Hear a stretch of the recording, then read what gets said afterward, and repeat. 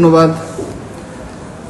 আপনারা জানেন যে আগামী 12 ফেব্রুয়ারি 2026 বাংলাদেশের ত্রয়োদশ জাতীয় সংসদ নির্বাচন অনুষ্ঠিত হতে যাচ্ছে। আসলে এই নির্বাচনের গুরুত্বটা অন্যান্য নির্বাচনের মতো নয়। আমরা এই নির্বাচনকে শুধু ক্ষমতার পরিবর্তন বা ক্ষমতার পালাবদল হিসাবে দেখছি না। আমরা মনে করি যে এই নির্বাচন হচ্ছে আগামী বাংলাদেশের একটি রূপরেখা। আগামী বাংলাদেশের আমাদের প্রতিটি নাগরিক কেমন দেশ চায়, আমরা প্রতিটি নাগরিক কিভাবে নিরাপদ থাকব, আমার ভবিষ্যৎ প্রজন্ম, আমার সন্তানরা কিভাবে নিরাপদ থাকবে, তারই একটি রূপরেখা হচ্ছে আমাদের এই 12 ফেব্রুয়ারির যে নির্বাচন এবং গণভোট। সুতরাং এই নির্বাচনকে কেন্দ্র করে আমরা সরকারি কর্মচারী বা কর্মকর্তা যারা আছি তারা বিস্তর পরিকল্পনা গ্রহণ করেছি এবং সরকারিভাবে আমাদের নির্দেশনাও সেরকম।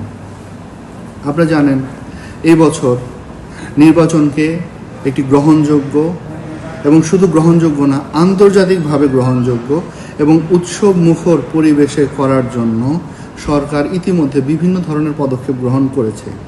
এর মধ্যে এবার আপনারা দেখেছেন যে একগুচ্ছ নবীন মেধাবী কর্মকর্তাকে এই নির্বাচনের দায়িত্ব পালনের জন্য নিয়ে এসেছে। আমরা আমাদের যত নবীন কর্মকর্তা যারা এসেছে তাদের সকলকেই আমাদের এই আচরণ বিধিমালার উপরে তাদেরকে আমরা প্রশিক্ষণ ইতিমধ্যে দিয়েছি, যারা যারা নির্বাচনের দায়িত্ব পালন করবেন। এর পাশাপাশি যে সমস্ত প্রিজাইডিং অফিসার, পোলিং অফিসার যারা থাকবেন, আমরা যাচ্ছি, আমরা আমাদের পুরো টিম নিয়ে যাচ্ছি, তাদেরকে বলছি, মেসেজ দেওয়ার চেষ্টা করছি এবং আমরা বলছি যে আপনারা অবশ্যই এই নির্বাচনে আপনাদের সবচেয়ে বড় যে বিষয় হচ্ছে নিরপেক্ষতা। আপনি কর্মকর্তা হিসাবে, কর্মচারী হিসাবে নিরপেক্ষতা এবং জনগণের আস্থা এটি ফিরিয়ে আনতে হবে। আমরা সেই দিকে গুরুত্ব দিচ্ছি।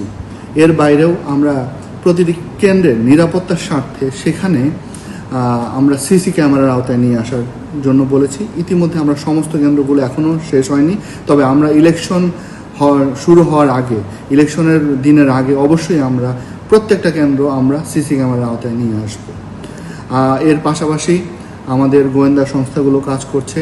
আমরা আমাদের এখানে আপনি জানেন যে বাংলাদেশ আর্মি, নেভি, কোস্টগার্ড এবং র্যাব, বিজিবি এবং বাংলাদেশ পুলিশ বাহিনী আমরা কোর কমিটির মিটিংয়ে সিদ্ধান্ত নিয়েছি। ইতিমধ্যেই আমাদের যৌথ যে অভিযান ডেভিল হান্ট 2 শুরু হয়েছে এবং বেশ কিছু অস্ত্র উদ্ধার হয়েছে। এটি একটি বড় চ্যালেঞ্জ। এছাড়া অন্যান্য যে চ্যালেঞ্জগুলো আছে সেগুলোকেও আমরা প্রায়োরিটি দিয়ে আমরা আমাদের মতো কাজ করে যাচ্ছি। আমি প্রত্যাশা করি আমাদের যে কাঙ্ক্ষিত যে ইলেকশন, যেটি জাতি প্রত্যাশা করে, সেটি দিতে আমরা সক্ষম হব।